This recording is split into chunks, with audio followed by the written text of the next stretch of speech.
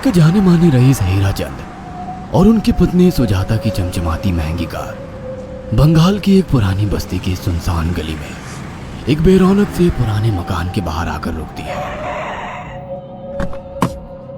सुजाता, ये तुम मुझे किस जगह लेकर आई हो? ये तो कोई गरीबों की बस्ती लगती है, यहाँ ऐसा क्या है? हीराचंद के कुछ भी समझ में नहीं आ रहा था कि सुजाता उसे ऐसी अजीब सी जगह क्यों लाई है, जिस मकान में दिन में भी अंधेरा दिख रहा था और धुआं उठ रहा था। आप मेरे साथ अंदर चलिए, सब समझ जाएंगे। यहाँ हमारी हर समस्या का समाधान मिलेगा। सुजाता और हीराचंद आशंकित कदमों से उस मकान में दाखिल होते हैं। तभी उन्हें किसी महिला की बाहरी आवाज सुनाई पड़ती है। चले आओ, चले आओ। हीराचंद ने देखा कि उस मकान के अंदर अंधेरा था। अचानक हीराचंद की निगाह एक कमरे की ओर पड़ी, जिसके अंदर हल्की हल्की सी रोशनी आ रही थी और उस कमरे के अंदर से धुआं उठ रहा था। शायद उस कमरे के अंदर आग जल रही थी। है? ये किसकी आवाज है? यहाँ इतना अंधेरा क्यों है और ये धुआं कैसे उठ रहा है? मेरा तो यहाँ दम घुट रहा है। सुजाता और हीराचंद धीरे धीरे कदमों से उस कमरे के अंदर चले गए। अंदर वाले कमरे में बिखरे बाल वाली एक खूबसूरत सी बूढ़ी औरत सामने जल रही आग में एक मुर्गी की गर्दन काटकर उसका खून गिरा रही थी और मुर्गी का शरीर छटपटा रहा था। ये देखकर सुजाता को उबकाई आने लगी। हीराचंद ने सुजाता की ओर देखकर कहा, तुम ही मुझे यहाँ लेकर आई हो और खुद ही घबरा रही हो। कौन है ये भयानक सी शक्ल वाली औरत और हम यहाँ क्यों आए हैं? अचानक उस औरत ने एक झटके में मुर्गे की गर्दन धड़ से अलग कर दी। ये देखकर सुजाता के मुंह से चीख निकल गई और सेठ हीराचंद भी सहम गया। वो बहुत डरावना नजारा था। ये अघोरा ताई हैं। ये हमें अपनी काली तंत्र विद्या से संतान सुख प्रदान कर सकती हैं। इसलिए मैं आपको यहाँ लेकर आई हूँ। कैसी बात करती हो? जहाँ बड़े से बड़े डॉक्टर सफल नहीं हुए, वहाँ ये मामूली औरत क्या कर लेगी? हीराचंद की बात सुनकर अघोरी ताई ने गुस्से से हीराचंद की ओर देखकर कहा, नादान हीराचंद, काली विद्या में इतनी शक्ति है कि मरे को भी जिंदा कर दे। संतान पैदा कराना कौन सा मुश्किल है? तुम्हें मेरा नाम कैसे पता? क्या तुम सच में हमें संतान सुख दिला सकती हो? तुम जितनी दौलत मांगोगी मिल जाएगी, अगर ये संभव है तो। संतान का नाम सुनते ही हीराचंद की आंखों में चमक आ गई। वह संतान के लिए कुछ भी कर सकता था। तुम लोगों को मुझे एक नवजात शिशु लाकर देना होगा। मैं उस शिशु की बलि चढ़ा दूंगी और फिर वही शिशु तुम्हारे घर में फिर से जन्म लेगा। नवजात शिशु की बलि का नाम सुनते ही सुजाता और हरिचंद डर के मारे सिहर गए, पर उनकी आंखों में उनकी संतान का सपना ज्यादा बड़ा था। वो सब करने को तैयार थे। अघोरा ताई, आप जैसा कहेंगे हम वैसा करेंगे। बस हमें संतान सुख दिला दो। बिना वारिस के हमारी दौलत किस काम की? संतान सुख के लिए अंधे हो चुके सुजाता और हरिचंद अपनी नौकरानी शीला से एक नवजात बच्ची चोरी करवा के अघोरी ताई को दे देते हैं।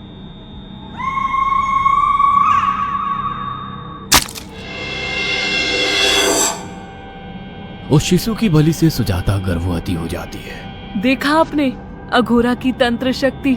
मुझे उस पर पूरा भरोसा था। चलो चलकर उन्हें धन्यवाद कहते हैं। हीराचंद और सुजाता अघोरा ताई के पास पहुंचते हैं।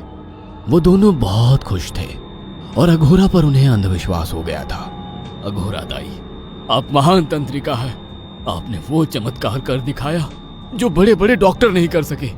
ये काली विद्या है बेटा। अगर तुम दोनों चाहो तो मैं इस विद्या से तुम दोनों को हमेशा के लिए जवान बना सकती हूँ। क्या सच में ऐसा संभव है? हाँ बिल्कुल, पर इसके लिए तुम्हें जवान लड़के और लड़कियों की बलि चढ़ानी होगी। तुम उन्हें यहाँ तक लाओ, बाकी मैं देख लूंगी।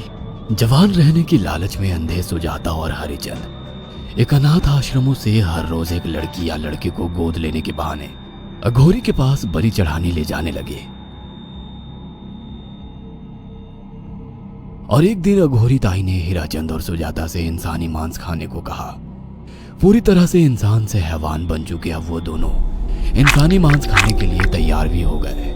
ये गर्म खून और मांस खाकर तुम लोगों की उम्र भी बढ़ जाएगी। खाओ इसे। हाँ, सच में ये इंसानी मांस बड़ा स्वादिष्ट है। अघोरा ने अपनी बातों में फंसाकर सुजाता और हरिचंद को नरभक्षी बना दिया था। वो तीनों हर दिन बलि चढ़ाकर खून पीकर मांस खाने लगे। नौकरानी शीला भी नए शिकार लाने में उनकी मदद करती थी, मगर एक दिन शीला को शिकार नहीं मिला। मेम साहब, आज एक भी शिकार हाथ नहीं लगा और मैं बहुत थक गई हूँ और घर जाकर थोड़ा आराम करना चाहती हूँ। कोई बात नहीं शीला, एक छोटा सा काम है, तुम हमारे साथ चलो, लौटते में हम तुम्हें घर छोड़ देंगे। जी मेम साहब। शीला नहीं जानती थी कि शिकार नहीं मिलने से सुजाता और हरिचंद अंदर से बौखला गए थे और उनके दिमाग में एक शैतानी चाल चल रही थी। सुजाता, ये बेहोशी की दवा है। शीला के कार में बैठते ही तुम उसे सुंघा देना। आज हमें इसी की बलि देनी होगी। इसने हमारे यहाँ का बहुत खाना खाया, अब हम लोग इसे खाएंगे। वैसे भी ये आगे चल के हमारे लिए खतरा बन सकती थी। कार में बैठते ही सुजाता शीला को बेहोश कर देती है और वो लोग सीधे अघोरी ताई के यहाँ पहुंच जाते हैं, जहाँ अघोरी ताई शीला की बलि चढ़ा देती है और तीनों मिलकर उसे नोच कर खाते हैं। अघोरी ताई, हमको बलि चढ़ाते हुए पूरा 1 साल हो गया है। हमारा बेटा भी साल भर का हो चुका है। अब और कितनी बलि देनी होगी? बस एक आखिरी क्रिया और बची है, उसके बाद तुम दोनों हमेशा के लिए जवान हो जाओगे। कैसी क्रिया अघोरा ताई? 3 दिन बाद सूर्य ग्रहण है, हमें पास के घने जंगल में एक विशेष क्रिया करनी होगी। उसके बाद तुम लोग कभी बूढ़े नहीं होगे। कितना अच्छा होगा, हम हमेशा जवान रहेंगे और सालों साल तक अपनी दौलत से ऐश करेंगे। हाँ, सच कहा। अघोरा ताई ने हमारे हर सपने पूरे कर दिए। 3 दिन बाद बंगाल के बियाबान जंगल में कोहरे और ओस से भीगे पेड़ों के बीच एक घने बरगद की बेलों पर कटे इंसानी सिर लटक रहे थे, जिसमें से खून टपक रहा था। काले जादू का सामान भी रखा था। कितनी भयानक जगह है ये, हर तरफ कटे हुए सर लटक रहे हैं। थोड़ी देर में सब समझ जाओगे। बैठ जाओ और मेरे साथ ये मंत्र दोहराओ। ओ, अघोरा, ये किन लोगों की कटी हुई गर्दनें हैं? आप यहाँ क्या करने वाली हो? हीराचंद की बात सुनकर अघोरा जोर जोर से हंसने लगी और उसने एक शैतानी हंसी हंसते हुए हीराचंद की ओर देखकर कहा, तुम जैसे ही लोगों ने अपनी इच्छाओं को पूरा करने के लिए इन लोगों की बलि चढ़वाई है और फायदा उठाया है। अब तुम दोनों आंखें बंद करके यहाँ बैठ जाओ और मेरे साथ मंत्रों को दोहराते जाओ। अघोरा ने सुजाता और हरिचंद को वशीकरण मंत्र और काले जादू के इस्तेमाल से सम्मोहित कर दिया और देखते ही देखते वो एक भयानक डायन में बदल गई और चीखती हुई बोली, अब मैं तुम दोनों की बलि चढ़ाकर अमर हो जाऊंगी, क्योंकि तुम लोगों ने 100 लोगों की बलि का खून पिया है। देखते ही देखते उस डायन ने फरसे से एक एक करके सुजाता और हरिचंद की गर्दन काटकर जल रही आग में बलि चढ़ा दी और उनका गर्म खून पीने लगी। जब तक तुम जैसे मूर्ख और लालची लोग अपने फायदे के लिए दूसरों को मेरे पास लाते रहेंगे, मैं उनका फायदा उठाकर ऐसे ही उनकी बलि चढ़ाती रहूंगी। दरअसल अघोरा एक डायन थी और अपना स्वार्थ पूरा करने के लिए उसने हीराचंद और सुजाता की लालच का फायदा उठाकर उनकी भी बलि चढ़ा दी। बुरे काम का बुरा ही नतीजा।